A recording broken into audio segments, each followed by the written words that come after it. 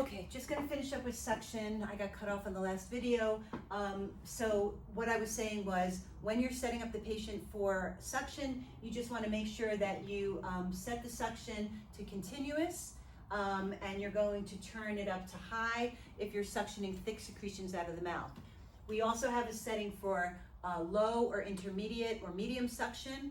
Again, that's going to depend on how much force you need. When you're doing deeper suctioning, you're not going to be using it on high as much. You don't want to cause trauma, right, to the patient's airway. We also use this setup if we're doing nasogastric tube and we're using it to suction the stomach. We may have patients on, instead of continuous suction, we may be setting the setting to intermediate. That's something more that you'll be learning about in med-surg.